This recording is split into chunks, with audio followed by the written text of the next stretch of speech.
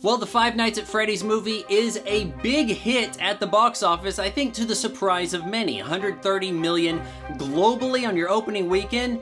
Nothing to scoff about, especially considering the simultaneous release on Peacock's streaming service, which really tells you that nobody has Peacock. But before we get into it, I want to give a quick mention to my buddies, Andar.com. Look at these beautiful cord burritos in stone gray. You need some cord burritos? Yeah, you do. Use my promo code FRY20, save 20% at checkout. The movie itself, I have some mixed feelings about. A lot of them negatively mixed. On the positive side, we have some very strong animatronics builds from Jim Henson's Creature Shop. They look very true to the games. And maybe that's a bad thing because they look so much like the games, they look CGI. Lead actor Josh Hutcherson does a decent job here. Do we get actual movie stars in our name franchise? Not so much. We're saving that for the knockoff Willy's Wonderland, which has actual Nick Cage. The story is more involved. We have actually dived into the protagonist a lot more than I anticipated. Again, I haven't played a lot of the games. Played a hot minute of the first game, got bored, was confused, left early. So I'm surprised that so much of this actually delved into his character. Okay, so he's a single brother, and he's trying to raise his sister. Oh, he had family. He had mom and dad. I don't know what the hell happened to them. I know what happened to his younger brother. He got kidnapped in the middle of a vacant camping grounds. This boy deserved to be kidnapped. Oh, so what do? Well, we take the super dangerous, low-paying, high-turnover rate job as a night security guard at Freddy Fazbear's Pizza Emporium, knockoff Showbiz Pizza. Place has been abandoned for decades, and I don't know why, but they need a security guard at night. Why not one during the day? How come not a shift? I don't fully understand this. And he's taken the job so that he can keep his little sister, who, by the way, this young girl, promising young actress. I thought she did a pretty good job here.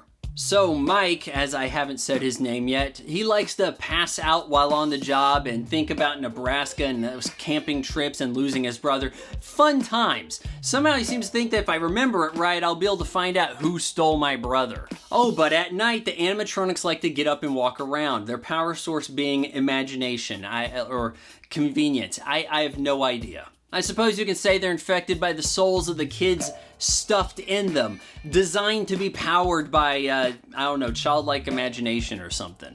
Mike, being the worst security guard in history, is oblivious to anything going on. For whatever reason, he has an aunt who wants to take ownership of his sister. I say, go ahead and raise a kid that's not mine. Take her off my hands. Hurry, can you do this now? As she has some goons come in, and one of them looking like Brian Peppers, they try to rough up the place in the daytime. This is going to get Mike in trouble. How? He works the night shift. I don't fully process this. But don't worry, the animatronics come to life and protect the establishment. How come all the kills in this are so tame? Cutaway silhouettes. Wasn't part of the fun of the game, the jump scares, and maybe we could actually bring some bloody carnage to fruition? No, let's go with a PG-13. I'll explain why we went with PG-13 in just a sec. Mike, not realizing that his babysitter has died, decides to let his sister, Abby, come spend nights with him at Freddy's. Which, by the way, the title Five Nights at Freddy's, a little anticlimactic, isn't it, as a movie? Because we know nothing too bad can happen night 4. Mike has to come back for a 5th night. She befriends the animatronics. Why not? They play the Romantics, Talking in Your Sleep. A song that totally slaps. I hear the secrets that you keep. Boom, boom. Boom, boom, when you're talking in your sleep. But it is not the kind of song that animatronics would jam to. And you actually picked a band that has a song that, what I like about you, and you hold me tight. That is the kind of song that would be playing. Why didn't you use that one? Back in my day, we had Showbiz Pizza, and the mouths kind of synced up with the music, and you could get some kids to believe that those animatronics were actually singing the songs. Oh yeah, and we also have this cop, not Laura Linney, show up, and she has to drop by for reasons, and she likes to be vague. I tried to protect you, I can't tell you. Worst character in movie history. Oh, but it gets better, because now the animatronics are going to turn against Mike. we have a whole situation going down, and they're going to rough up everybody, but Mike has to turn up against them. They're going to steal Abby. They tried to make a deal. Hey, we'll help you find your brother. You can visit him in your dreams if you let us have your sister as sacrifice. Like, how does that work out?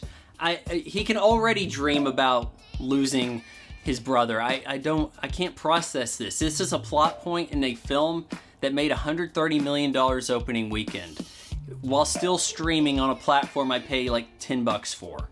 And again, the carnage level is tame as all hell. Let's pour some water on the stage. Electric shock. Oh no, animatronics are going down. What? And Matthew Lillard has to show up because he's the guy who gave Mike the job, and he just so happens to be the guy who owns Freddy Fazbear's, and he just so happens to be the guy who kidnapped his brother. Wow, this all takes place in the tiniest town in America. Oh yeah, Matthew Lillard has to put on a suit that has mechanical devices in it designed to kill the wearer. So he gets to be the leader of the whole troop, and they take the orders from him. I mean, why? There's no profit in this at all, but you also manage to put a suit on that can kill you, and it does. Genius move. And really, that's your movie right there. Yeah, everybody's moving on with their life, but we didn't burn the place down, and all the animatronics still are alive and kicking and working because we did the whole thing to set up for a sequel. That's all this was how can we franchise this out? They shelled out a bunch of games quickly. We can do the same with some movies. And I'll guarantee you what's going to happen here. The budget's going to go up.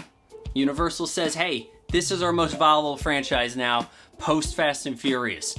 What can we do with this? I know we're not going to premiere it on Peacock anymore. That's for damn sure. Because surely that ate into the box office revenue, as is the conventional wisdom.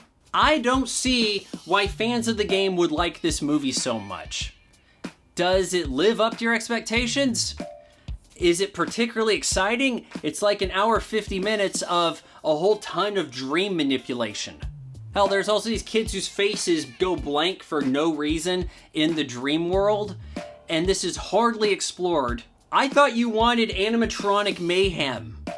You got shades and teases of that at best. I can't be too mad about this. I've seen worse movies.